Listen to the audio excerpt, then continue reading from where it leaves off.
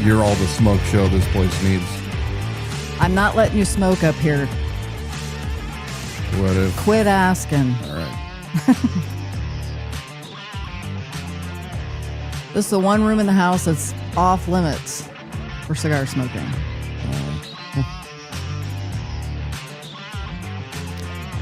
Pretty excited to have Linda Cook on with us here a little bit later.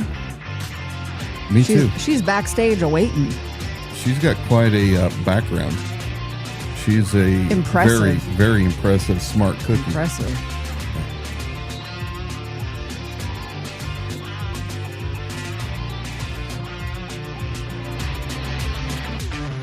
Welcome to the Liberty Without Compromise live stream broadcast. We are the only local, politically conservative, liberty-minded live program in Kootenai County where we expose the political power players, politicians, and influencers. There's so many of them, and there's more of them with burner profiles. A lot of burner profiles on Facebook and X. We're your hosts, Dan and Donna Wilson. I'm here to screen your questions and comments. Tonight, we're going to be taking your phone calls. The number is 208-366-4671. 208-366-4671. We promise you we're not punking you on the phone lines. It's just, as Dan said, at the end of the day, we're still somewhat hobbyists with the live streaming thing. We do our best, but we have done troubleshooting on the phone line thing. So what's going to happen is you call that number. I'm going to take your call, put you on hold, and you're going to wait there in the queue until I bring you up into the program to talk to Dan. You can also submit your questions and comments throughout the program right there into the comment section on whichever platform that you're watching, whether that's Facebook, YouTube, X, or Instagram. I want to remind you to follow the Idaho Sheriff on TikTok.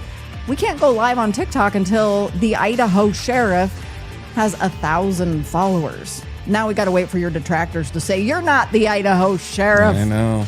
For those of you listening back on our podcast, be sure to catch us live every Wednesday night at 7 p.m. so you can interact with us in the program.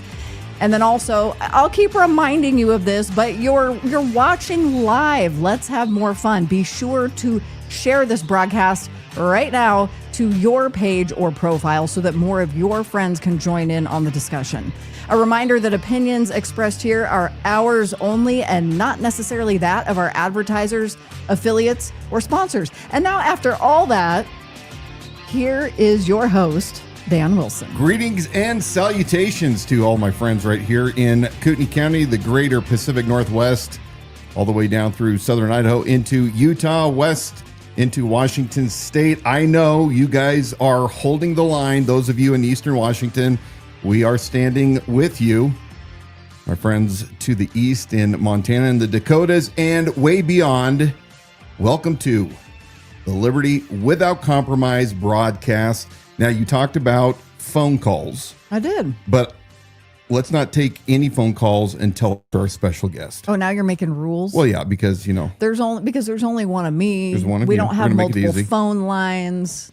We don't have landlines. Yeah. Things get weird by Wi-Fi. It is very true. I am the Idaho Sheriff, whether you like it or not. I started running against Bob Norris for Kootenai County Sheriff all the way back in 2020, late 2023. I was not successful. You know this. But the message still stays the same. We are all about talking about those things that were identified by our founders, those framers, as essential to this great Constitution. Among those are life, liberty, and the pursuit of happiness or property. Depends on who you're talking about. You've had people get bent out of shape because you'll say, I know. It's life, interchangeable. life, liberty, and property. I like and they're personally like, hey, property. bozo. It's the pursuit of happiness, bozo. But while I was not successful in my endeavor, nonetheless, there were many of you who heard the rally of the cry for liberty without compromise, and you've adopted that into your life. So we are here to continue taking the fight to the corruption and those things that need to be exposed right here in Kootenai County and in the region and worldwide. We don't have influence when it comes to federal things, but we definitely do right here, right now. And we've forgotten this. Many of you watching do realize that everything starts right here locally, the way the founders intended, and that is exactly what we're going to continue to spur those on right here in this community and in every community along the way, so that each of our counties can be those proverbial shining cities on a hill of truth for all the world to see what true liberty-minded counties look like. Now, tonight, case dismissed. Oh, you got Mike Marcourt was coming in hot. Oh, wait, what did I miss? Without any frame of reference, Mike Marcourt coming in hot. He just says Bob Norris is corrupt. Well, I mean, I'm not going to. He's not wasting one bit of time. I'm not going to argue with that one. Yeah, we're not going to argue. Case dismissed. What happens when a judge from out of the county comes and rules on a existing defamation lawsuit that was filed earlier this year, or late last year, I guess it was, against the sitting sheriff? This is on the also pre-runner to the current tort claim that the sheriff is also involved with, along with my good friends, those that reside at the KCRCC, or as Marcus Not Realist calls them, the KFC, finger licking good, or boot licking good. Yeah. What happens though when a judge dismisses a case? Does that mean that's the end of the line? Well, we have a special guest tonight who's going to weigh in, who is there. She's going to tell us what the real scoop is and what the potential false headline that we all saw yesterday in the Coeur d'Alene Press. Most definitely misleading. Yeah. And for those low information gathering folks, we glance at the media. And so you take that headline for what it's worth. Now, we also had another guest that was scheduled for tonight. And at the last minute, he decided that he was not going to come on after all. This is a direct result of the coverage for the previous 2 weeks episodes of Liberty Without Compromise, specifically the Angelo Brunson issue and the Asian massage parlors. We're going to address this yet again for the third week. For those of you who are slow learners, we are going to break down even more in detail. We're going to have a discussion as far as those that seem to give this guy a pass and why they're defending the indefensible. Yeah, I think really my observation was that most people, and I know we're going to get to this later, but most people who hear Brunson, in his own words, come to what seems like a very logical conclusion where you're starting to question some of his actions. It's not, nobody's being accused of a crime. Nobody was, what do you call it? Arrested. So nobody was charged. Charged with the crime. I don't know why I couldn't think of that. But 5 massage parlors had their business licenses revoked. So that is something. There's some things but we're going to talk about that. We're going to get back to that. You've got a little bit of housekeeping to do first. I don't know. Okay, the housekeeping is this. A whole bunch of you have joined us since the top of the hour. So I want to remind you, we are going to be taking phone calls later in the program. That is after our segment where we've got a special guest. So we're keeping the phone line, let's see, free for the moment. So you're going to see in the ticker at the bottom of the screen, we want you to join in on the conversation. Continue to ask your questions. Just do that in the comments section on whichever platform you're watching. Those will come through to me. I will get those keep it on topic and on task, and we're going to weave those into the program. I also love to see the discussion amongst yourselves, so just keep that going. And then also, if you haven't done this already, you want to be sure to subscribe to the Idaho Sheriff over on YouTube, because Facebook will remove the live stream broadcast. They're there for only 30 days to go back and review. So if you want to subscribe to the channel where all the archives are there, that's the Idaho Sheriff on YouTube. You can also watch the live stream there and engage in the discussion. It works just as well. And subscribe to Dan. He's the Idaho Sheriff on X. That has been some very engaging and I would say exclusive discussion. Dan himself is not on Facebook. If you want to be able to interact with him directly and have access to those exclusive discussions, you can do that on X. Again, it's just the Idaho Sheriff. So yeah, we got X, Instagram, Facebook, and YouTube, all the Idaho Sheriff. A whole bunch of you I know see the content on the page on Facebook, the Idaho Sheriff page, but it's stunning to me how many of you actually didn't take the extra step to click the like and follow button on that page. So if you haven't done that yet, You're like, Well, oh yeah, I see. maybe they're afraid. They don't want to be seen. To like. Is that what it is? Yeah, you maybe. don't want to be seen liking the Idaho sheriff. Hey, tell me about that hat Like right having there. a lawn sign. Are you trying to keep me on task? No. We're doing a giveaway with this premium snapback trucker hat. It says Liberty Without Compromise embroidered there. This is looking a little rough because it's my hat. It's mine. I've been wearing it. You'll get a brand new one, I promise.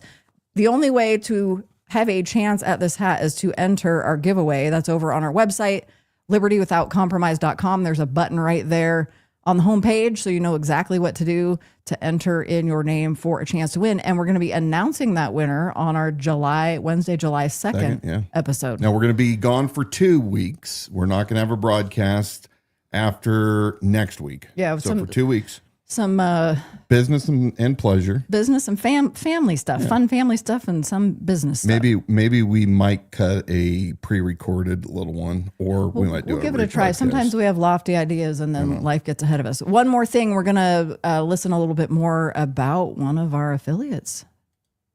This story with not even the teensiest bit of exaggeration. I was just inside preparing dinner for tonight, and then I thought, you know what though?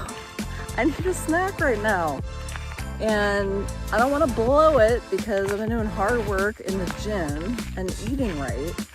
So I came outside, sit down, think about my choices, and then I got the following notification. Of course, I did what any sane person would do. I'm walking right on down to the delivery box to get my snacks.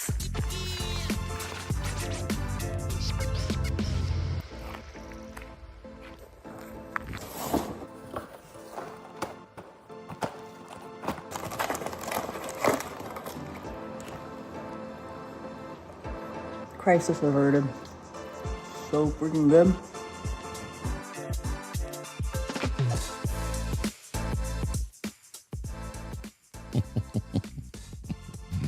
And they are delicious. That link is at the top of the comment section. You're going to get 15% off your delicious midday squares. That is a functional chocolate bar. They've got, 5 different flavors. They're all incredibly delicious. There's the peanut butter chocolate if you're into that traditional stuff. This is the cookie dough, which is our favorite. And you're definitely going to want to stock up. Like when you go in to do an order, just go all out. Just go all out and stock up because have the liberty to buy what you want. One a day is going to do you good. And 15% off when you use that link. And that's a way to help support our program when you do that. Yeah. Indeed. Few things that are on my radar. Most of you who have been watching for any length of time know that I am absolutely against the surveillance state. And that begins right here in our own county with these license plate readers run by Motorola are on all of the police cruisers. But how does that tie into a bigger, broader picture? Well, for those of you that have been watching, this is going to be a discussion that I take to you next week. But we're going to talk about the Palantir. It's basically a national database that they're going to use along with AI. And how does that tie in with the Real ID? All of us who travel have been coerced into getting this card, the gold card, so that you can fly. Well, I haven't done it. I'm on my passport still, but we need to be very cautious to see where this new world is taking us. And just because Donald Trump is president doesn't mean that those around him and those that are lobbying him aren't lobbying us directly into the lion's den. We're going to talk more about that, but we're also going to talk about Congress, Elon, and the big, beautiful bill. Now, the big, beautiful bill is full of so much waste. Elon is torqued after Doge, no codifying, the cuts, the taxes are out of this world, and it's really disgusting. And we need to ask ourselves, why are they doing this? Why are they continuing to spend us into oblivion? Many people have sounded the alarms. That is something else we're going to talk about next week. It reminds me of the Whiskey Rebellion, right after the Constitution was ratified around the 1790s, and George Washington and his part, along with Alexander Hamilton, Neville and Johnson, the tax collectors that were tarred and feathered. I'm kind of sensing that the American people need to probably start getting themselves acquainted with that story. Mm-hmm. Because this damn Congress and the president and the continual spending all in the in the name of we are going to create the greatest economy ever if we just spend a little more. That hasn't worked for decades. It ain't going to work now. But I don't have time to talk about that tonight. That is something I'm working on for next week. What I can tell you is that ICE is continually in the news. We've seen some interesting events take place this past week, to include a terrorist attack. I believe it was in Colorado. We're hearing about Chinese that are up to no good. We're going to go to slide 1 real quick here, because I want to touch on this. This is important. This ties back into Kootenai County. Remember, ICE put this map out about a week or so ago, and it shows all of the participating agencies throughout the United States who is assisting ICE with the deportation, Tom Hammond and those guys in that process. If you look, there is nothing taking place in North Idaho, despite what we're being told, despite what Bob Norris committed to Theobald and to many others back in August that he was going to join. Okay, but maybe that's because there were no illegal immigrants here. They just didn't come here. They didn't come here. Yeah. They didn't come here, so we didn't need to participate to get rid of them. So we're going to go to slide page number 1, show that map. Let's go to page number 2. This just came out. Bob Norris wants to make certain that his message is heard. The Kootenai County Sheriff's Office highlights partnership with the U.S. Border Patrol. Kootenai County Sheriff's Office highlights partnership with the Border Patrol. And I read that headline twice, my bad. The Kootenai County Sheriff's Office is reaffirming its commitment to interagency cooperation following a recent arrest that underscores the importance of partnerships between local law enforcement and Border Patrol. It goes on to say that after this case where they arrested a guy that was first contacted in Shoshone County, that they let him go. This individual wound up in Kootenai County. Kootenai County deputies stopped him. They contacted Border Patrol. The following statement pretty much sums it up. By working closely with U.S. Border Patrol, we are able to share intelligence in real time and help ensure that individuals who possess a threat to our communities are identified and held accountable. The Kootenai County Sheriff's Office remains dedicated to supporting safe communities through proactive policing and robust partnerships with local, state, and federal agencies. But I do want to point out to you folks again, smoke and mirrors. The occasional capture of somebody during a traffic stop is not the same as working with ICE to go locate and to bring these fugitives to detain and to eventually get them deported. So he can say that he is cooperating with the Border Patrol, but he's apparently not cooperating with ICE. There has been zero cooperation despite the promises. I want to keep honing this in for Brandy and for Lauren, who like to run their mouths that I'm obsessed with Norris. I'm obsessed with the fact that you guys heard him in his own words say what he was going to do and commit to, and you fangirls continually give him a pass on it.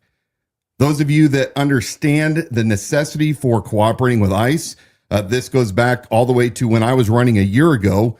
This is a very huge job, and to once in a while pat yourself on the back because you're working with Border Patrol isn't too impressive.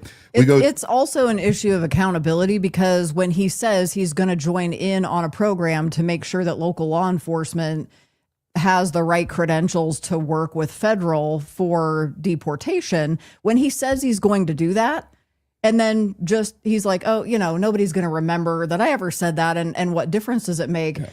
Until there's a high alert situation, he continues to get away with things he promises he's going to do and never delivers on. Yet, and at the same time, can continue to say, I'm all about transparency and accountability. I mean, it's wild. And the same people that called him out originally, like you said, Lauren Walker, whatever her handle is over on X, it was doing an X space and interviewing him and asked a very Matt pointed Edwards question. Was in this, as I recall, Matt Edwards, a part of it, asked him a very pointed question. Bob Norris, will you be a part of the ICE? The former Solicitor General of Idaho. Even more. Yeah, all of these people part of that X space. Bob Norris, will you be a part of the ICE He 287G commits program? to it in August, and then a few days later, through records requests we obtained, shows that his agency under his leadership had no idea how to even enter into the ICE 287G. My belief is they didn't even know what it was. But Bob Norris said, "Oh, absolutely, 100%," and encouraged the other sheriffs and the other counties in Idaho, like, you're going to lead the way. Absolutely, 100%. Yet here we still are. Okay, you wanted to move on. Yeah, we're going to move on to some highlights. These are stories that have emerged in the past few days. We're talking about ICE and immigration and potential threats. This headline: FBI arrests Chinese University of Michigan visiting scholar, charges her with trying to smuggle biological pathogen used for targeting crops into the U.S. Basically, it would deliver fungus and render our crops unusable. That's just one. Here's Theo Wold again. We talked about him earlier. He's pretty passionate about immigration right here. Illegal. I don't even like saying immigration. I just hate that. Illegal invasion. Well, because it's watered down. It's programming bit by bit. He talks about this very case that we were just referring to. Two Chinese nationals, Theo Wold again, Chinese nationals were caught smuggling agroterrorist fungus into our country for research at University of Michigan. I think we saw that with COVID too, right? Mm-hmm. Supposedly. Mm-hmm. This is the groundwork for agricultural sabotage. Student visas are a tool of the CCP, the Chinese Communist Party. It's a fifth column aimed at food crisis and economic warfare. Revoke the visas. He goes on to say, and yet there are over 200 Chinese national enrolled in Idaho post-secondary institutions. Why? Well, we know that there's an issue that the state legislature was not able to thoroughly pass any kind of really good bills this year pertaining to immigration. Didn't give us the tools we needed. Sounds like there's a couple legislators that are working in their agricultural farming businesses, ranching businesses with illegal workers. But why do we care? Well, the reason we should care is that this is far from over.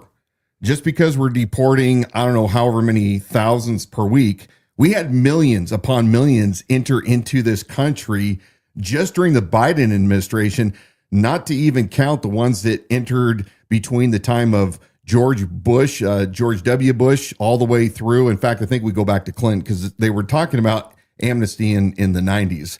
But there are millions and millions and millions here, and we know that it does have an effect on our economy, on our safety, our sovereignty. Remember that nations are all about border languages and culture. And the one thing that I'm still concerned about that we're not hearing anything talked about is where are all those military-aged males that have come across the border?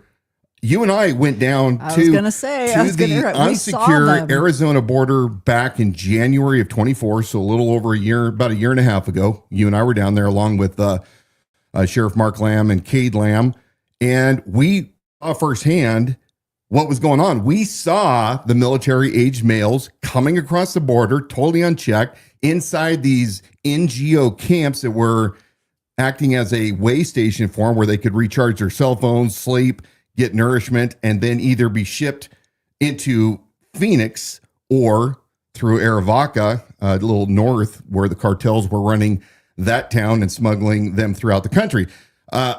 I talked about this a lot. Bob Norris has continually dumbed it down, but we're seeing these small, soft attacks. I don't think we're anywhere near out of the woods. In fact, let's play a little bit of that video of what we saw. This is a small teaser for the video that we did full length, 30 minutes, that you can find on our YouTube page.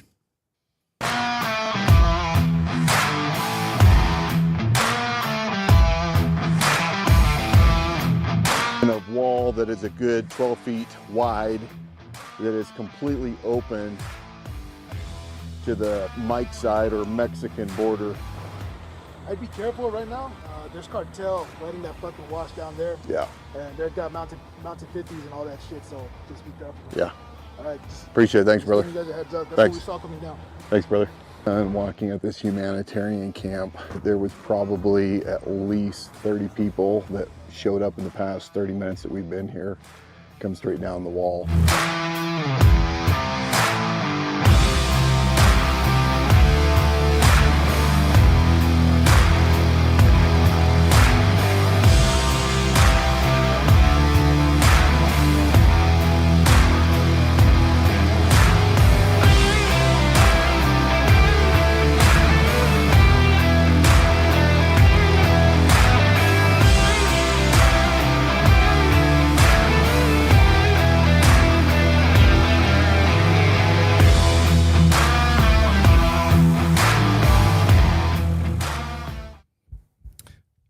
So you and I, a little over 18 months ago, went down to the unsecure Arizona border. We went all the way from Lukeville eastward towards the Sassabee crossing. It was at the Sassabee crossing, 10 miles to the east, give or take, that we encountered this recently erected NGO camp, non-governmental organization run by No Mas Muertes.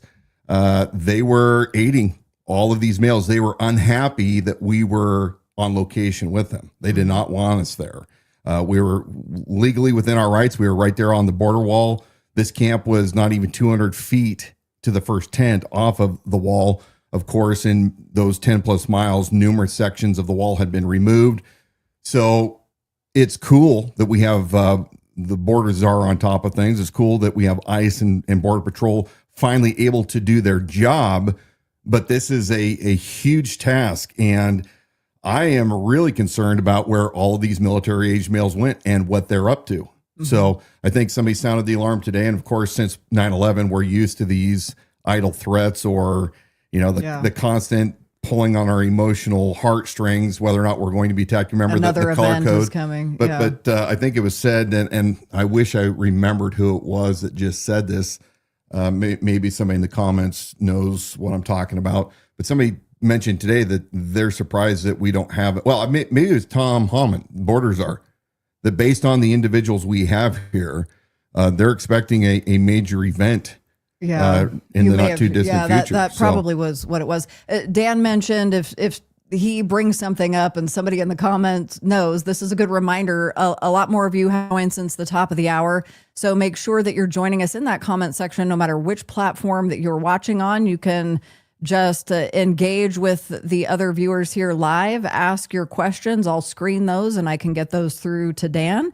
And then we'll be taking phone calls later in the program. So you'll see that ticker with the number come up on the screen later on. And then one last quick reminder, share this program right now while it's live to your page or profile. I'm going to say one more thing before we bring up our special guest. And that is this county, for all my friends in Kootenai County, it has now been 6+ months since the new administration, which was the old administration at the Kootenai County Sheriff's Office, Robert Norris, took office for his second term. And we've seen zero work towards anything that was implied or promised during the election. We don't have time to waste, folks.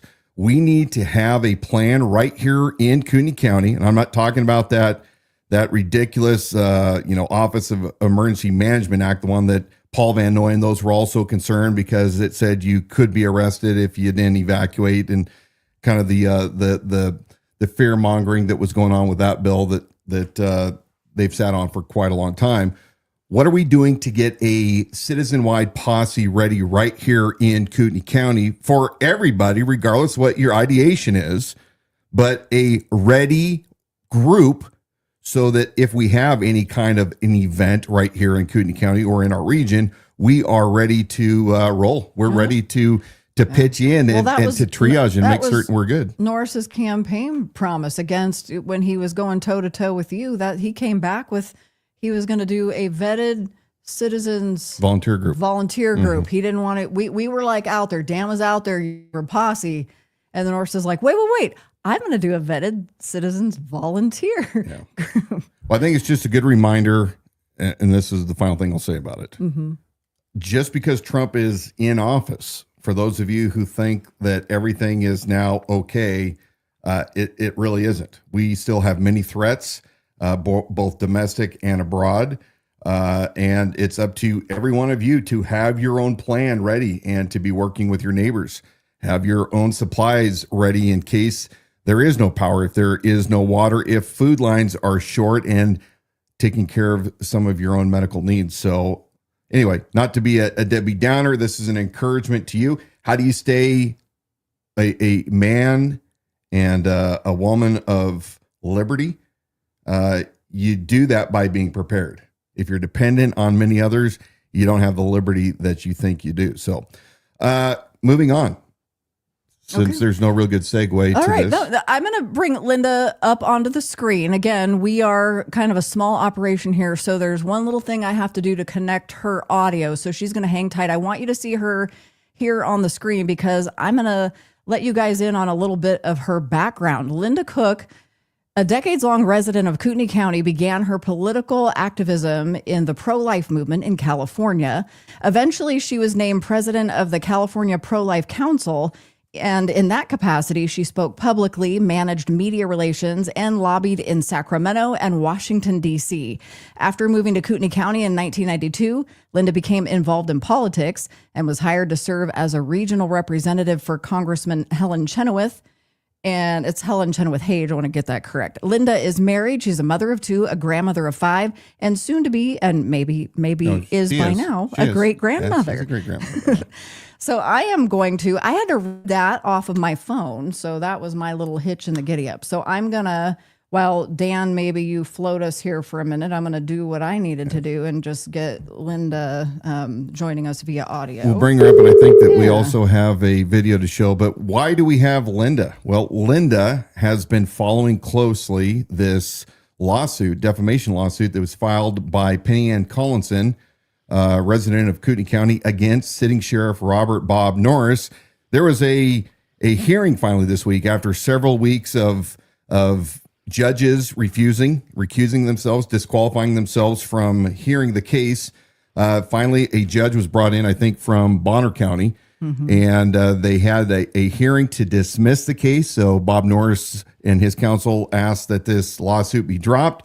Headline. Yeah. I think we need to show that quick headline. I'm ready with the clip when you let's are. do it. Okay.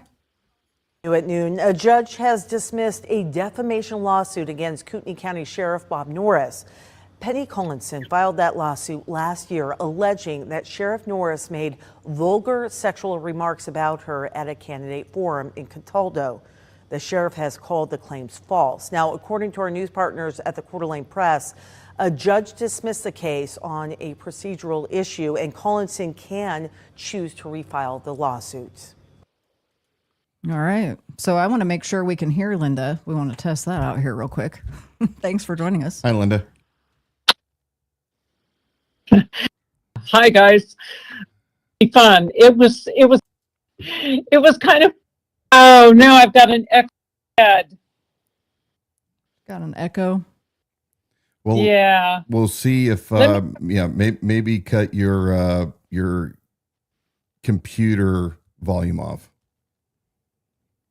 Maybe mute your computer. Oh, you might need to on the computer mic. I know that you guys, thanks for hanging with us. A little bit of a technical difficulty. You can join in on the comment section. And we are right now talking about the case against Norris that was dismissed by a judge yesterday. Linda, I was going to have you, maybe you might need to go back into those settings but even mute your microphone. That might actually mute the microphone on your laptop. That might fix the problem. And if that doesn't work, we'll just we'll drop her off of this and call her. We'll just talk to her directly. You know what? I'm on the phone right now. Stay on the phone and we'll dump the video. You want to do that? Let me do that. We'll dump the video right now. You just hang there, and we can hear you on the phone here. Correct? Okay. Yeah. There we go. Awesome. Let's just do that. Okay. It was so much watching the news coverage of this situation because it's like a boomerang and going, oh, God, we got rid of that thing. Because it's going to come back and slam them in the foot early next week. Judge made that clear when he was talking about why he dismissed it, which he didn't about. Hey, Linda, we're gonna. Are you on speakerphone? I need to have you take it off speakerphone if you're on speakerphone. Oh, okay. Because I think that might have been off speakerphone. Yeah, there you go. All right, go ahead and start from the top. They dismissed it because of a statute that a bond be filed before the suit could be filed. Right. Bond be submitted. Is there the audio, guys? There's still a bit of a loop, and it's cutting out occasionally, so I don't know what interference it might be picking up. I know as a backup, we do have a synopsis from Linda that she had sent to us via email earlier today, and I know it's not the same because she's so much better to be able to dialogue back and forth. Yeah, I wonder if she still has our the computer on. Yeah, can you completely shut the lid on your laptop, log out of the StreamYard? Maybe that's my last idea on troubleshooting that. Thanks again, guys, for hanging with us. We will be taking calls later on in the program, and I'll bring that number up for you when we're ready to do that. Meanwhile, you can enter comments into the comment section on whichever platform you're watching. And then a reminder to share this live stream to your page or profile, because we are still live here. And those replays are always available on our YouTube channel, available for playback. All archived episodes are there. So you'll want to subscribe to that channel, probably over anything. That's the most important. And that's The Idaho Sheriff over on YouTube. Maybe what I'll do is I'll just start reading a little bit here. And I was thinking you might be feel able to bad do that. about with Linda because she really knows this better than I do. But we're reading from the Coeur d'Alene Press. The headline was a little bit misleading. Judge dismisses defamation lawsuit against Kootenai County Sheriff. It goes on to say that the judge dismissed a defamation lawsuit that named Kootenai County Sheriff Robert Norris due to a procedural issue, though the woman who accused Norris of defaming her at a campaign event last year is likely to refile the suit. The civil complaint filed in October 24 by Coeur d'Alene resident Penny Ann Collinson alleged that Norris made vulgar sexual remarks about Collinson during a candidate forum in Cataldo last April. The lawsuit accused Norris of saying that Collinson, who is present at the forum, likes to photograph child pornography at the local library. The lawsuit originally named Norris and Kootenai County, though the parties later agreed to dismiss the county from the case. In court Monday, 1st District Judge Lamont Beres granted the defendant's motion to dismiss the case entirely on the grounds that Collinson failed to comply with a law related to a civil lawsuit against police. Idaho law requires proposed plaintiffs to file a written undertaking with at least 2 sufficient sureties before filing any civil action against law enforcement officer when such action arises out of the course of the performance of his duty. Now that's interesting. Now I'm going to keep your spot right there. Linda, if you're still on the line, I want to try it one more time because I think we got you logged off of our live stream connection. So maybe the phone audio will be better. Are you still there? Yeah, here. Okay. I went ahead off the connection site. Okay. I'll log back on if you want. Nope. I think maybe give this a try. Yeah, so we were just talking about the judge and dismissing. So you were there on Monday. What was the what was the atmosphere like there in the courtroom? You know, it was interesting, cheerful. The judge, I wanted to be there just to get eyes on the judge, sense of who the man is. And so he had several friends there with her, had legal representation. Bob's attorney just FaceTimed in the judge and just cited this one statute that bond has to be submitted or a case can be filed, which is something that I don't know if I looked at, but did file the bond later, but you know, it's just purely a technicality. Yeah.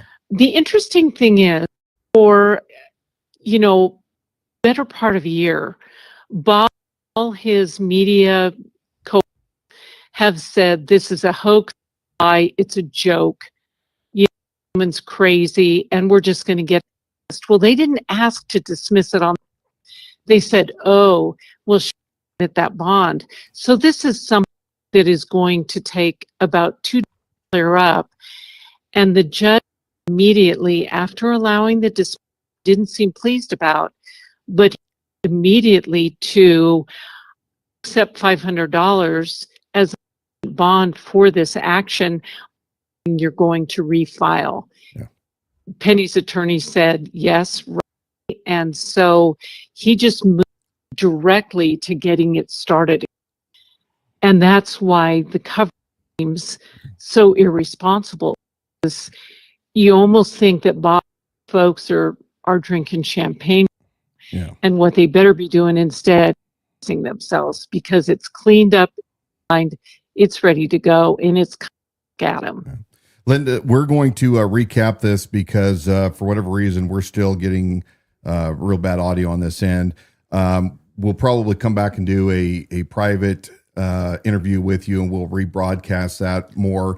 I'm going to continue talking about this case. So basically, Linda just was summarizing that she was there. The defendant, Bob Norris's counsel, was not present in the courtroom. He zoomed in. The judge, again, struck down, dismissed it because of a technicality. And so while over the past year, Bob Norris has been laughing and saying with all of his friends that really there's nothing here, it's going to be tossed, the mood in that courtroom was quite the opposite, according to Linda, which is, yeah, it was a technicality. You have to file a bond. It's insurance policy that if you're going to sue a police department or law enforcement agency, you have to have these things in place. Apparently, her counsel did not realize that, so it was filed too late. It has to be filed at the time of the lawsuit filing versus later on. So on a technicality, it was dismissed, but the judge absolutely said that he will allow it to continue once they go through and refile the lawsuit with the proper bonding. So it sounds like it's going to move pretty quick. A couple other things that the judge was saying in here, that the first district judge, Lamont, granted the defendant's motion to dismiss the case entirely on the grounds that Collinson failed to comply with the law related to civil lawsuits against police, but Idaho law requires proposed plaintiffs to file a written undertaking. We just talked about that. And any civil action against a law enforcement officer when such action arises out of the course of the performance of their duty. Collinson didn't post her $500, but the judge says it's mandatory and I have to dismiss this case in response to a request from Collinson's legal counsel. How do you pronounce that? My glasses aren't on. Beres? I actually don't see where you are. Yeah, it's BERECZ, determined that the 500 bond is sufficient and granted permission for Collinson to bring the lawsuit again, this time in accordance with the statutes. I will allow the case to be refiled, he said. Really, what does all this mean? It means that despite what Norris and his cohorts were saying, that this was going to be thrown out and there's nothing there, it seems to me that the judge, instead of shutting it down with prejudice, just said, hey, technicality, refile, and we'll be back here to listen to the next hearing. And so you have, again, Coeur d'Alene Press, I don't know why it is, but I've observed for a couple of years now, you continually running cover for this guy. I do. Linda had sent another recap. I don't think that was the one that you were necessarily reading. And I want to share a little bit of this one that she sent to me just before we went live tonight, Awesome. because I think it's a little bit more distilled down. So again, Linda Cook was in the courtroom yesterday, was able to see, Monday. I'm Monday. losing track of time already. Monday. So you're able to see context, body language, all the forms of communication that are mostly everything other than spoken word. And then also just with an incredible background, she was able to summarize what actually went on and why that headline in the Coeur d'Alene Press was so misleading. So part of her summary is, despite months of claims that this case is a hoax, like Dan just mentioned, the motion for dismissal was based solely on a small legal technicality of timing on posting a bond that was required for legal action against a law enforcement officer performing his duty. And that's in an Idaho code that she lists. Is this a tacit concession to the fact that the case has merit? Is the legal strategy of the Norris team to put this off for less than a week? The refiling should be in place early next week. So you may have mentioned that, but that's an important thing to remember. They Coeur d'Alene Press shot out this headline immediately, like this is all just, case dismissed, this is going to go away. But this refiling happens rapidly, and refiling within a week, and this could be moving forward pretty rapidly to be back in court with this same judge. Yeah. Kay Thornbrew, that Oh, one more thing. This was good. Linda said the judge didn't seem happy about granting the dismissal, but took pains to explain why. Per statute, it was the cleanest choice. He didn't have time to parse what constitutes law enforcement duties or when they're being performed by a sheriff who is technically never off duty. But really, it was a good thing that he did in calling this technicality out now and dismissing it now, so that they can do it correctly, refile it, do this correctly, and it doesn't become a problem once the case is being, once it's to trial. Yeah. It was painful, but he's like, cannot get around the technicality. Of course, they had to bring a judge in from out of this county because none of the local judges would take the case. That's what I was so excited. And we're gonna have to record with Linda and do that this week to get that out while the iron's still hot. But I really love the background from her on this case, because the question is, why is it, and she's got great historical background on this, why is it taken so long to get to where it did for that, to just get into the courtroom on Monday? Yeah. Like, why did that part take so long? Because I think even just through that, a lot of people, Norris is biding time, the county's biding time. I don't know. He's however many days closer to retirement, hoping it'll all just go away. I don't know what the defense is, but I don't think that's how this is going to go. And they've stalled essentially with the assigning judges that are truly waiting until the 11th hour before it was an hour and a half before walking into the courtroom. And I believe it was the last judge that did what do they call it when they remove themselves? Yeah. Wait until the 11th hour. DQ'd. Yeah. Well, he's busy right now, probably scheming with Brent Reagan and the KCRCC on how they're going to get out of this tort claim, the $5 million tort claim that the county, Bob Norris, and there's that, and the KCRCC and Ed Baharana and whoever else were tied into the unlawful removal of Dr. I think it's the Kootenai County Democrats. They had I don't know, it's the My Turn or op-ed in CDA Press that was published today, calling for Norris to step down. Oh, really? Yeah. I should have had that. Well, because you now mentioned that, we're going to get accused of being a Democrat now. It's information. It's information. You have people on all different sides of the aisle. I don't even want to say both, because you've got Republicans, Democrats, independents, and then your other registered affiliations. Everybody in this county, all voters, all citizens need to have access to their elected officials. So am I siding with Democratic tactics when they're wrong tactics? No, I am not. I don't side with Republican tactics when they're duplicating what they see bad Democrats do. A lot of hypocrisy going on right now. So I'm not taking sides with anybody who's deploying things that are unethical, immoral, and just flat out wrong when it comes to politics. I'm not taking the sides. But the Kootenai County Democrats deserve to have a voice in the matter when they had a group there that, how else do they have access to their representatives? And that's what was going on in this town hall. Anyway, one of you, as you're watching, you can go over to CDA Press, maybe find that op-ed for me and paste the link right here in the comment section. So anybody who wants to click through to that, they can do that. Linda, I'm so disappointed.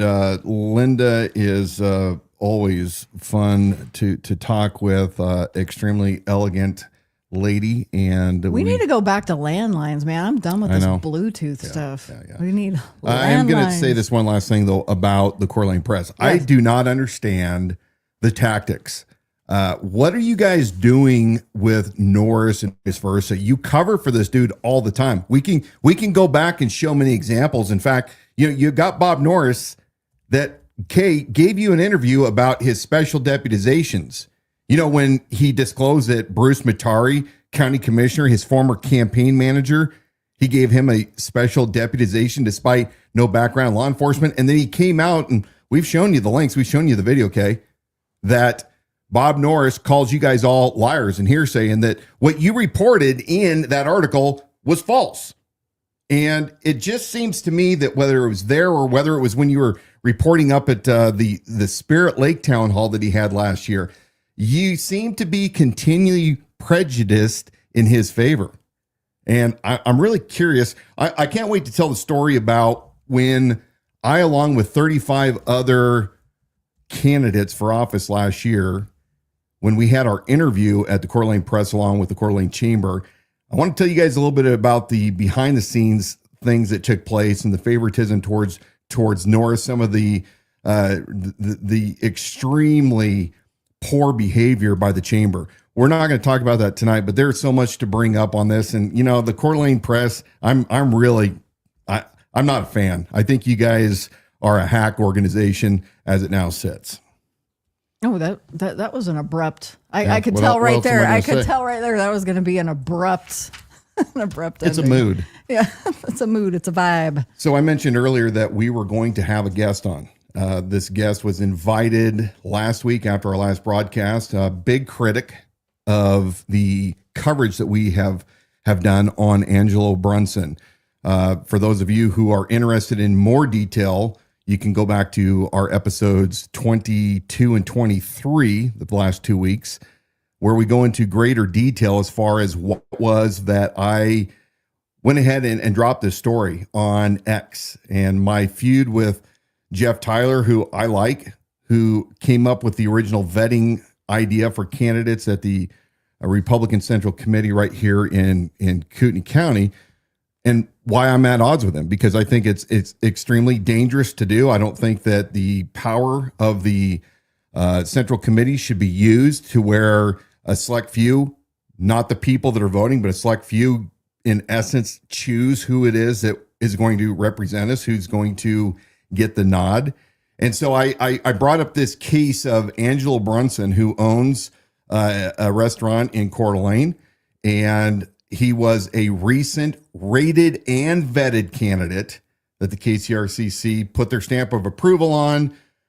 Angelo, not only did he shoot himself in the foot when he was speaking with the Inlander as to decrying the fact that he doesn't even know why he's being endorsed over the incumbent. He doesn't know much about sewer and water district. But more inflammatory was his own words when he spoke with Coeur d'Alene Police. So let's give a little bit of background here. I broke this story, and the blowback from a select few was actually somewhat astonishing. All I did was produce the man in his own words. I never said that the man was guilty of anything other than stupidity, which he is. He is definitely a stupid individual. The other thing is that I disclosed he wasn't arrested. He wasn't charged. But it's his own words that he voluntarily gave to the police. And so there was this big, long struggle for 2 weeks between those that are vehemently protecting, defending Angelo, claiming that I somehow targeted him. There's one lady that continually runs her mouth saying that I targeted him. She doesn't know what she's talking about. And then when you try to get in to engage her, she wants to change the argument, right? She doesn't want to answer the pointed questions. Why are you defending this? Why are you changing the story from what it is? But I'm actually shocked at those that were defending and changing what the whole argument was about. So I offered to have this friend of mine and a critic to come on, and he was supposed to come on at the last minute tonight. This afternoon, he just basically said, "Yeah, I'm not going to come on." And yeah, this person had been critical of your exposing of this particular incident, and by exposing meaning you shared video that was obtained through public records. It is public record, so this was local Kootenai County business owner Angelo, Mr. Brunson, in his own words. Mm-hmm. And so we merely brought that to light because we believe there to be value in what was uncovered in that conversation between Brunson and Coeur d'Alene Police. And so the thought was this guest was going to come on and he was going to defend his position that I'm a POS. That I'm a effing judge, jury, and executioner. We welcomed it, and unfortunately, I mean, I understand. Still love this guy, but I'm disappointed because I wanted somebody to come on that's defending him, and talk in front of the entire audience to say, why are you defending this guy? Why are you reframing what this is about? Yeah, what part of the reframing was that, and my belief is that the majority, when they heard the story and they heard this business owner in his own words reporting to Coeur d'Alene Police, the majority were able to come to a reasonable conclusion about the conduct of this man. Yeah. Again, no accusations, nobody's accused of a crime, nobody's arrested, but you come to logical conclusions about the actions of this person. Yeah. I still believe it's a minority that came in to try to defend the actions, because the problem is the argument was so weak, you're never going to win that argument in public. Well, you can do it in a very stalled, stilted comment section where you continue to redirect. But in any kind of a live debate, you cannot defend that position. Part one of the changes to the argument was, how dare you accuse Dan Wilson? How dare you accuse this guy of, how dare you accuse him? I don't know of what. How dare you?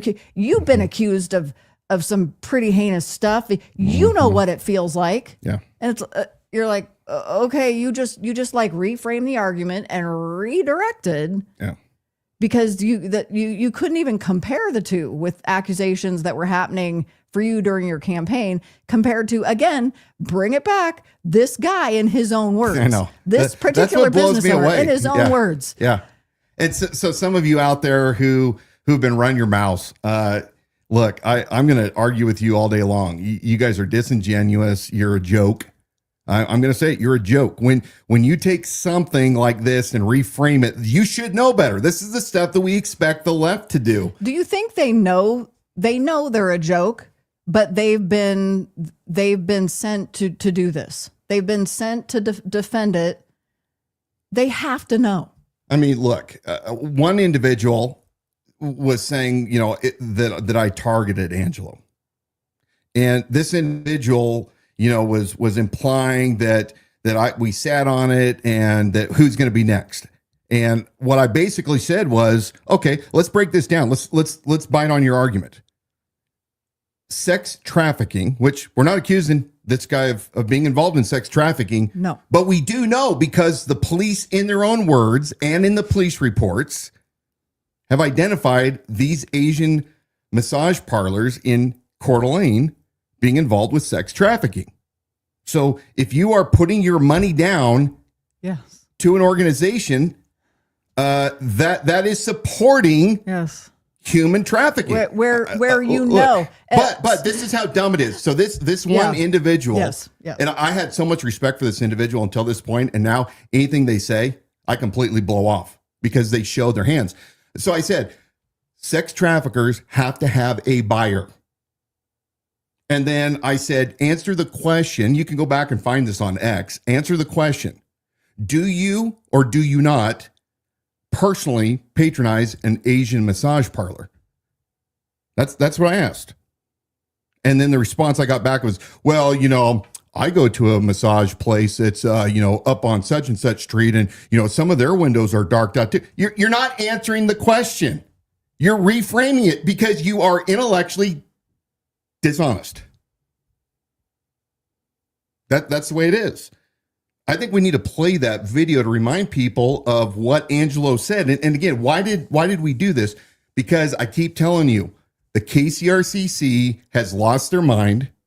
They need to stop endorsing, rating, and vetting any candidates when they were presented with this information. It was requested by other members of the KCRCC board, some of the PCs, to unendorse. They had the same information that I had. I mean, and they did went it anyway. Into a special.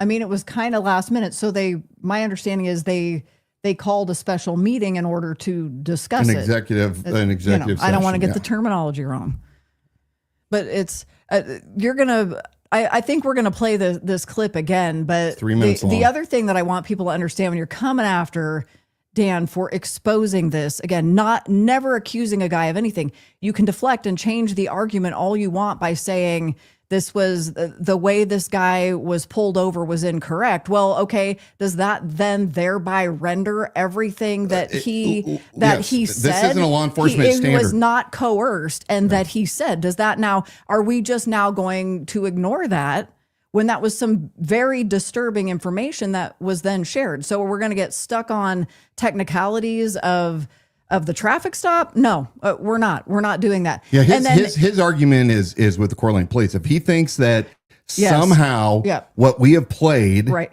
Exactly. is a violation or defamation yes. against him, hey, brother, your recourse is Chief White and the Coeur Police. If you really think Yes. that you've been wronged, then by all means, go take it up with him. I'm just the guy that obtained it, and I'm disappointed because there was accusations that I received information that others had not received. that you have that special, somehow you have special. complete hogwash. Well, and one last thing for me, if when you're saying, Dan, you absolutely targeted this guy, and who's it going to be next? Mm-hmm. When you want to go back and tell people, read The Art of War, look at what you're doing, look at these Alinsky tactics you're deploying. Well, what is that? Complete joke. You're not answering a question, and then you're deploying fear by trying to position Wilson, because again, he had the balls out and bothered to expose this when he knew it wasn't exactly going to make him new friends. But his belief on, again, not making any accusations of the guy on video, but when it has a connection to knowing that human trafficking is happening in Kootenai County. And Dan Wilson, for a year and a half, was saying, I am campaigning on this being a highest priority for me as the elected sheriff of Kootenai County. Yeah. It is happening here, whereas we have a sheriff who for his entire first term would say over, and is still saying it doesn't exist in Kootenai County. We have evidence of it here through this conversation. That's why we're talking about it. So the fact that what this guy disclosed on video is disturbing, that's on him. He might wish now that he could take it back or redact it, but those are his own words. So which part of what he said is he going to say, well, I didn't really mean that, or I didn't, it's on video. Yeah. I think it's disturbing too, how much he keeps hounding everybody. He doesn't like what was played. Yeah, in fact, I don't know if you have. Let's go. I do. Okay. I do it in the slide, but let's go ahead and play this 3-minute right. video to refresh people's memories. All right. All right. Do you have your license with you? Yeah. Can I get your insurance registration? Where are you coming from today? Oh, I'm just coming from town. Just Safeway. Safeway? How about the massage parlor? Yeah. Okay. How long were you in there? An hour. Okay. You know how I know that? No. Because we're watching that place. Oh. So, I'm not too awful concerned about the traffic violation. What I'm trying to do is get more information about the massage parlor. Because I know what goes on at those places. Yeah. I actually reported it. Had you? Yeah. Then why are you going back in there? Well, whoever's there now I just get in so much pain. I mean, I just literally, like, I go to the chiropractor 2 or 3 times a week. Okay. And I just get in so much pain that I've just got to get a massage. It's that bad. I mean, literally, my neck, my sacrum, my iliums, everything. Okay. But you reported this? I've reported it twice. To whom? The Coeur d'Alene Police. So if I was to run your information on my computer, I'll be able to see that you reported what? I actually met with people at my restaurant. I have Angelo's restaurant. Yeah, I know. I met with them and I told them what was going on over there because I went over there. What's going on there? What's going on over there, where I just went there, that's not going on. Oh, it is. Well, that's it's why not we're going sitting on on with it. me. Okay. But they actually ask you, can I massage this? Massage what? That. Penis? So to They even manipulate try to you, touch it sexual and, contact, whatever you may Yeah. want to call it? Okay. Yeah. So we're not just sitting on these places because we pick them out of our hat. It's because we know things are going on there. And Yeah. how this works is because I have to type up a report on every one of these. And I'll list you in the report either as a witness or a suspect. And we're doing that with everybody so we can have a track record of what's going on there and what people are telling us. I know, because you're not the first person who stopped out of there today, that things are being offered on every single one of these. So if it's not oral, saying, do you want this? There's hand gestures. Yeah. And I know that happened with yours because they're not just going to skip one person. They didn't. I've been there. So they have some different people in there. Now? And yeah. Since when? Probably like, I don't know, 3 weeks ago or a month. Okay. But that place up there, I don't go there anymore. They do it to me. Which place up where? On 95. They did it like 3 times. They were like 3 times they tried to touch me and ask me and money and everything. Same place at my restaurant. I have Angela's restaurant. Oh, I know they park at your restaurant Right. right across the street. Well, I've been in there and I don't go in there anymore because they do the same thing. Yeah. They touch me and they ask for money, and then that place actually where I went, they've done that before, but I don't do it. You don't partake? No, I don't. Okay. That's not what I'm there for. Okay. What other establishments have you? Well, I went to the one in Post Falls. They do the same thing. They're terrible. They do it like 2 or 3 times. It's like they're upset you don't, want to do that.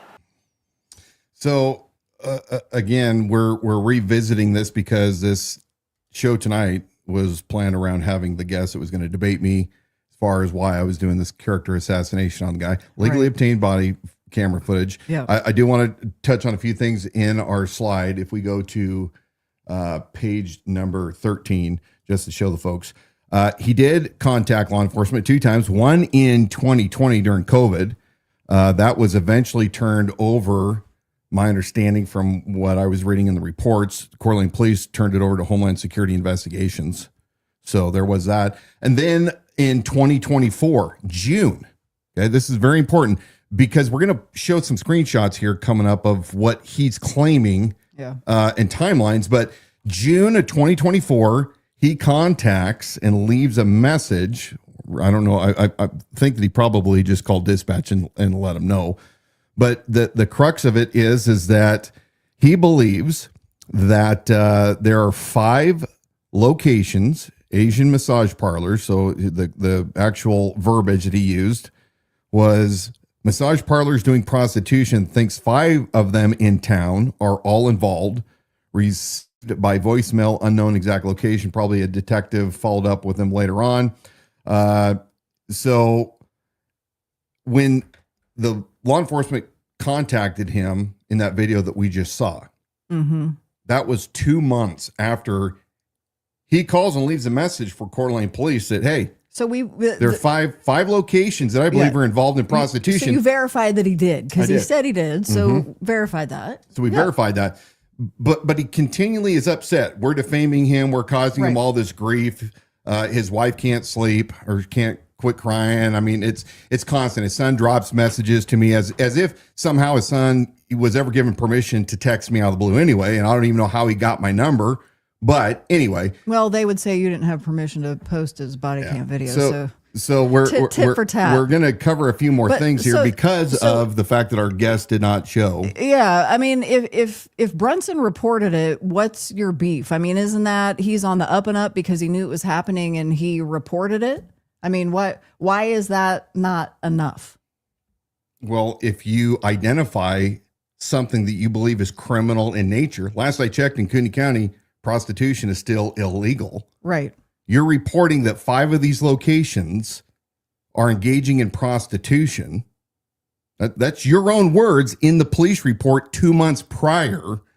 And then you're saying, well, I go there and I've gone to this one. I've gone to that one. I don't go to that one anymore, but they're terrible. They touch you like 2 or 3 times. But they got new people at this one. So his argument online post the fact that we brought this up will change from, I don't go to those places to, well, the people aren't the same. I go there again, but it's not the same. His whole problem is that the most recent one he was at, they didn't do that. Let me be extremely blunt. Yeah. Angela, you talked in the full length video with the police that you pay the same amount and you can get in with your other massage therapist and your chiropractor. I don't have any clue as to why. If you, again, take your man card out, take your conservative Christian card and wave that out.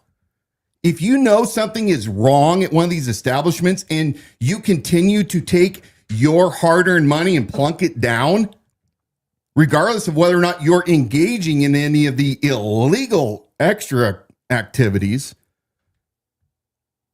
why is that still not supporting an industry, a business that is engaging in that kind of acts? And the police officer in that video with you even says that they are sex trafficking women and children.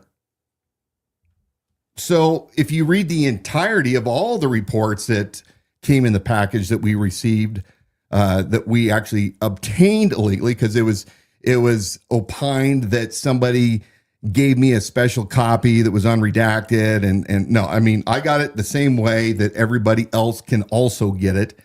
But when you're listening or reading rather all of the different encounters, the same thing is occurring. Sex trafficking is taking place. Sex acts are taking place. So again, I'm going to ask those of you who are out there so pissed off because, in your words, I've targeted somebody, or I have, decided to be the judge, jury, and executioner, then tell me. You make a good practical argument defending this guy, repeat customer to a business that he himself identified months earlier of being a problem. Tell me in your Christian worldview, give me the basis. I'm dying. I would love for somebody to articulate it out and write a thoughtful post and put up there exactly why it is so wrong as a Christian man to another Christian man who calls himself a Christian in a community that likes to say that it's part of a Christian community, where you say, Angelo, that you have to go to confession because you know you shouldn't be at those places. Somebody write me a summary or a detail, whatever, and articulate why you're defending this behavior and you want to throw the onus back on Wilson for doing nothing more than exposing what he said himself legally. For those of you just joining us, because we have had quite a number since the bottom of the hour, I want to let you know that what we're discussing is some body cam footage that was legally obtained from Kootenai Police of a local business owner, Angelo Brunson, who had been pulled over on a stop coming out of a local massage parlor, and then ensues a discussion between Brunson and the Coeur d'Alene police officer, last name Dan can fill in the blank. So we did our last two live streams have been on this topic because it's opened up a lot of conversation. Most people of a reasonable mind can hear what Brunson, in his own words, are saying and understand where his arguments and excuses just fall apart. That's reasonable people. But then we've spent the last 3 weeks trying to defend the position of why this was important for us to bring into the light. So I want to let you know, as we get, there's a reason we're still talking about it tonight, because Brunson continues to argue on social media. But I just put a slide up on the screen of last week's episode. If you want more detail on this, more of the body cam footage, go back to the last 2 weeks live streams.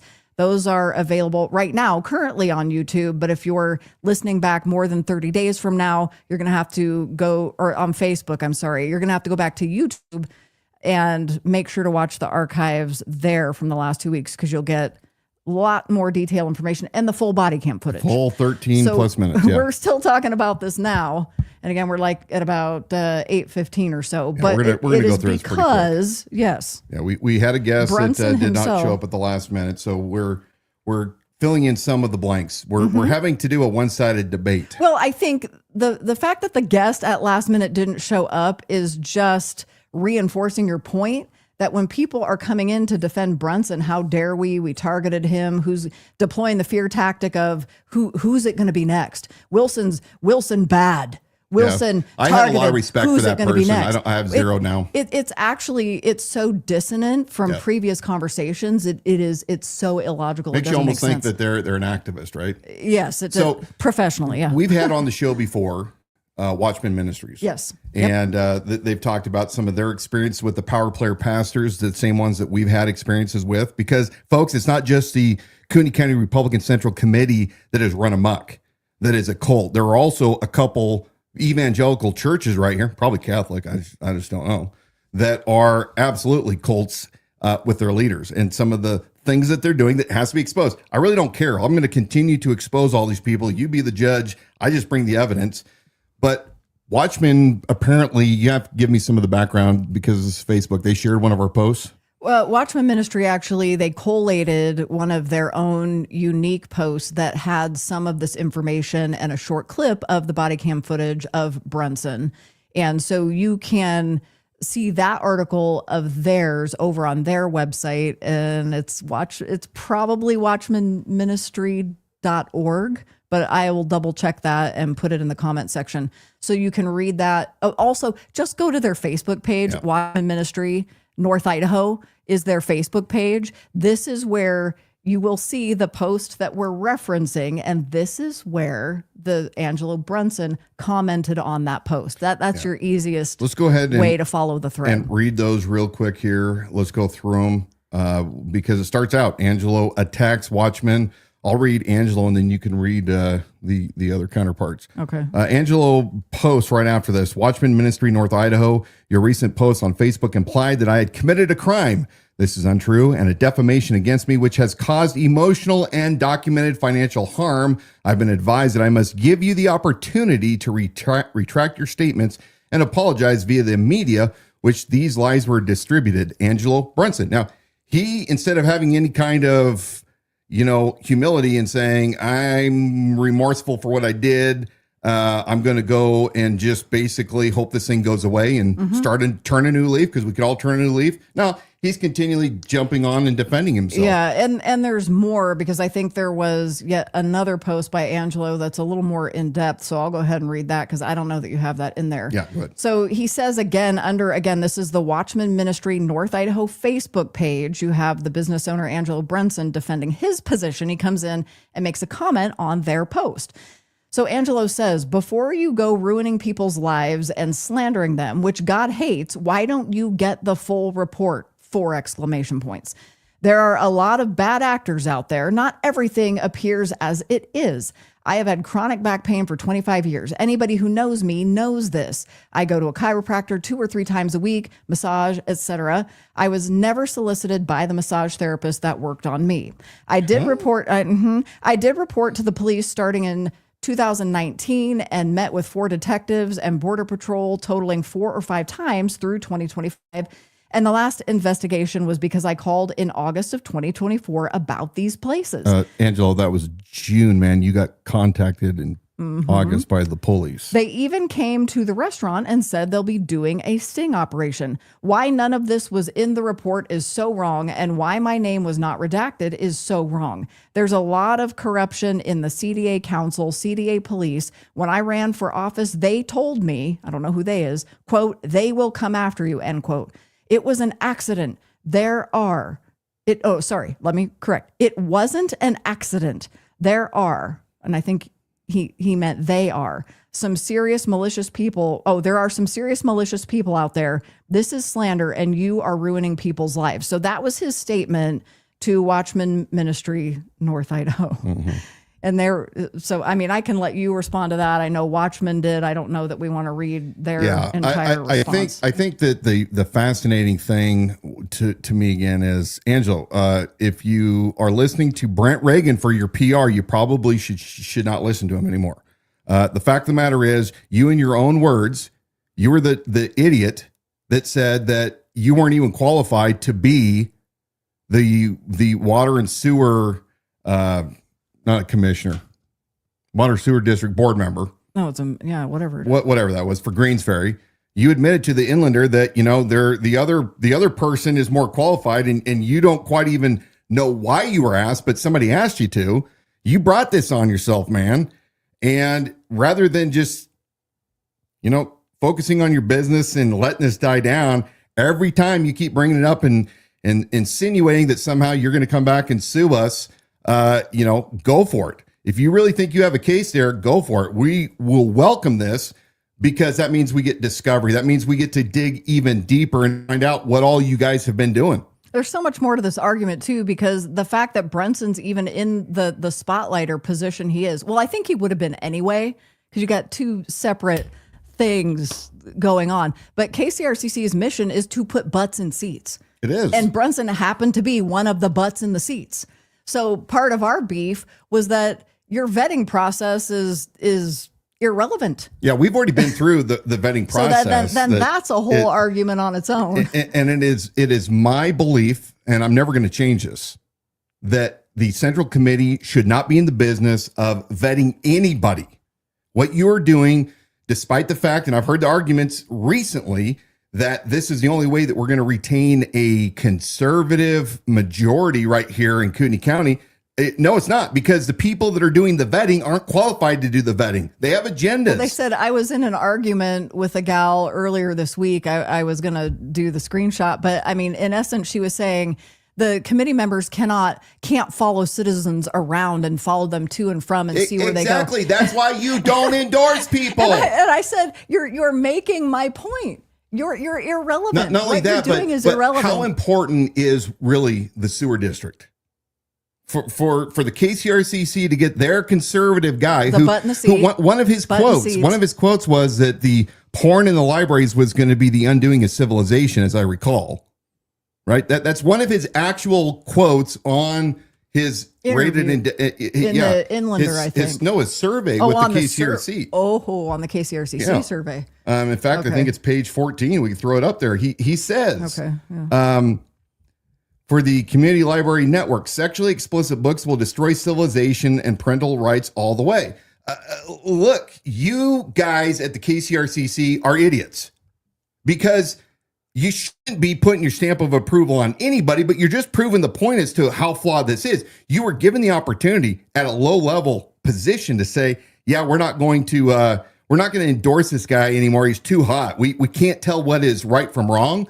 You had all the same information, by the way, that I did. What I read was very conclusive. I didn't need any more evidence to say, yeah, you shouldn't be here. But this is how ridiculous, how extreme the KCRCC has become, to where they're willing to continue their support of a guy who, in his own words, admitted to frequenting, after he turned them in, to these establishments that were attempting to coerce customers into sex acts. And a recap is, it wasn't just that he slipped through the cracks in the KCRCC vetting process. Like, hey, we can ask them questions and then we have to trust that they're answering truthfully. It's that they actually had this information. This information hit the press. People were talking about it. It was of concern in the community, meaning Brunson's statements had hit the media, even if it's social, and it was a problem, and they called a special meeting to discuss it. I don't know if it was a special meeting or the special session, whatever it was, to specifically discuss this, and they chose happened. to leave it. They chose to leave it Yeah. alone. They chose to leave him as an endorsed. So let's ask this question for those of you that are still arguing that, you know what, he wasn't convicted or charged or convicted of a crime. Therefore, we just need to leave him alone. Well, what point would you say you can't leave him alone? So let's just argue this for a second. Well, ladies defending it, what, you don't want your husband doing that. What are you going to do if it's your husband making those statements? I knew this was going on, but I still, my back hurts so bad. My back hurts so bad. I have to continue to frequent these establishments. What? Because what's the excuse? Because they're close to work. I mean, the price is right. You tell me. But if you put yourself in that position, why are you excusing that guy because he's one step removed as a friend or an acquaintance or somebody who is a good guy, a nice guy? Well, we all know uncles that were nice guys. Yeah, I'm done hearing the whole, but he's a nice guy. Yeah. I mean, so many men and women, but men in particular have gotten away with bad behavior because the majority of what people know on the face and on the front and what they put forward is nice guy. So I'm going to ask this question.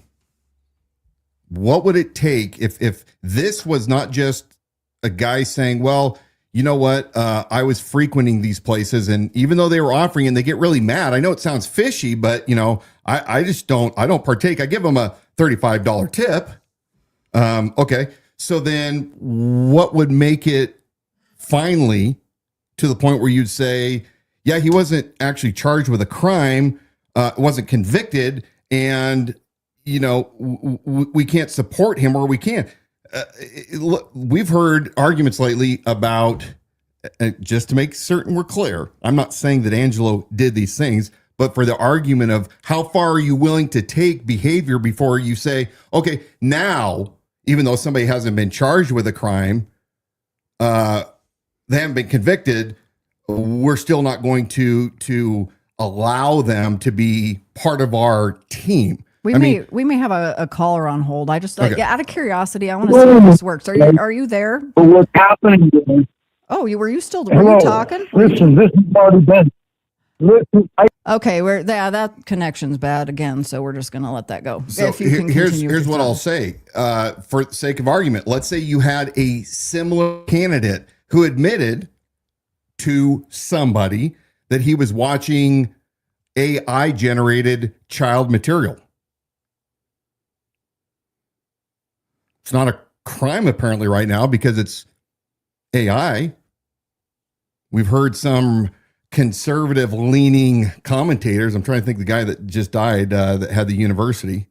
You know, that was a big debate with him. I can't think of his name right now.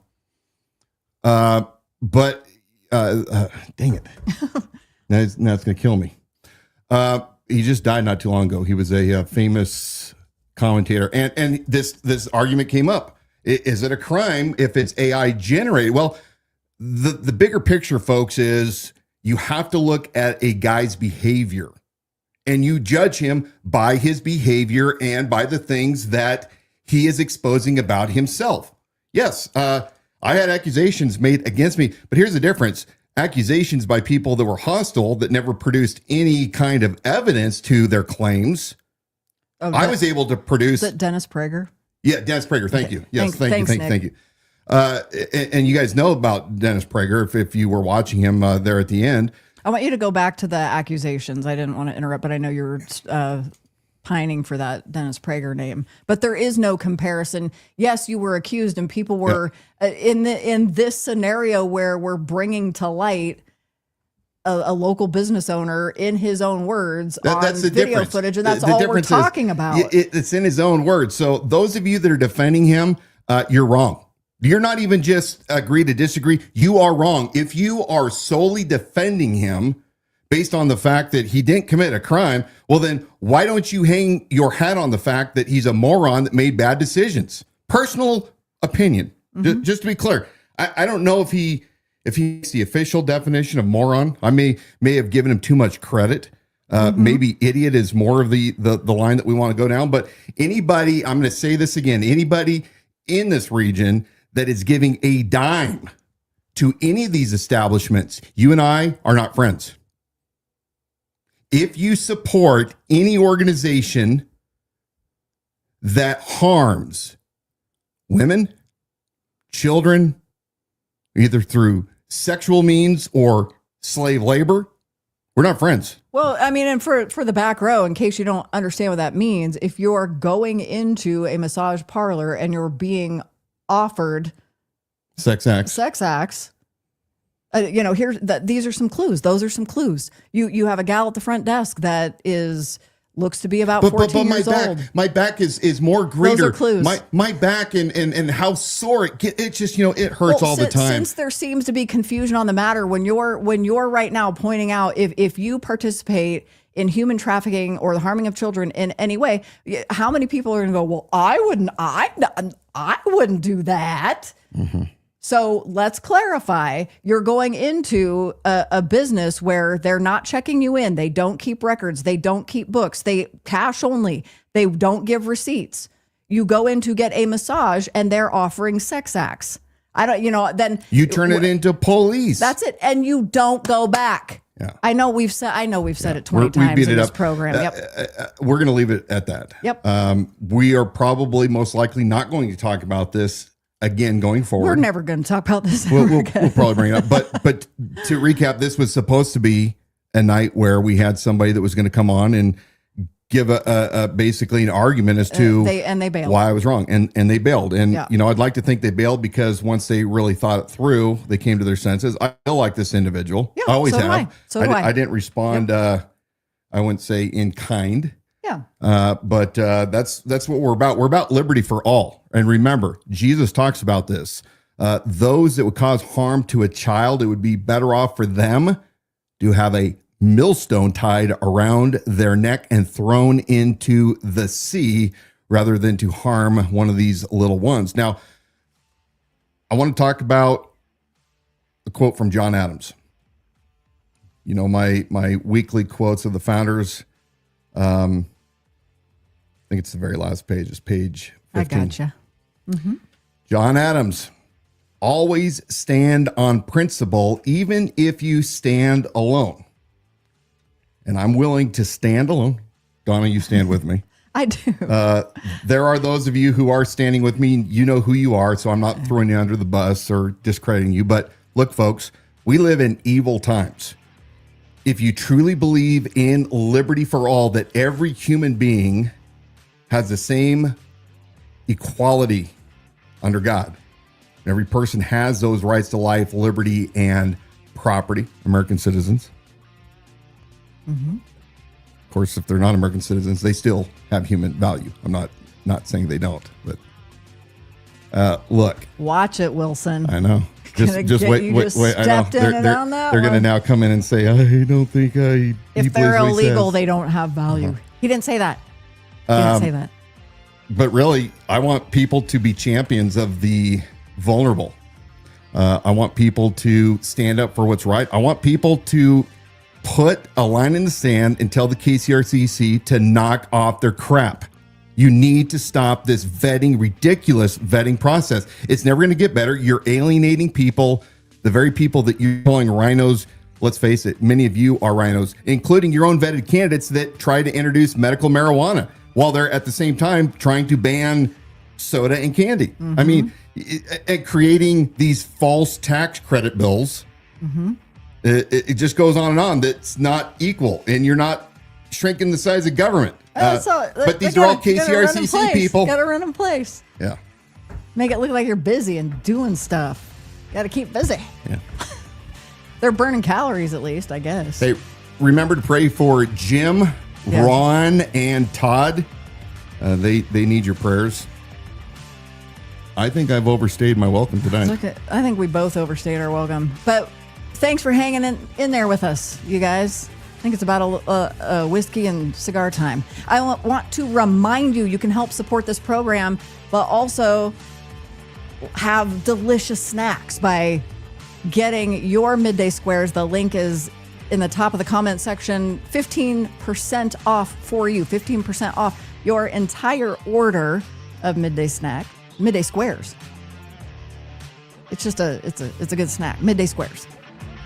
Click on that link, save 15%, and help support this program. Also, remember to enter to win. Time is running out. The clock is ticking. Your Liberty Without Compromise premium embroidered snapback trucker hat. Do that on our website at libertywithoutcompromise.com. We thank you so much for joining us tonight here on our broadcast. Visit our website to watch past episodes and view exclusive reports on Kootenai County political power players. libertywithoutcompromise.com. And remember, for our podcast, you can listen and subscribe wherever you get your shows. Dan and I are already looking forward to seeing you next week, Wednesday, 7 p.m. 7 p.m. sharp. Yeah. God bless you all. Stay strong and of good courage. Do the right thing. See you soon.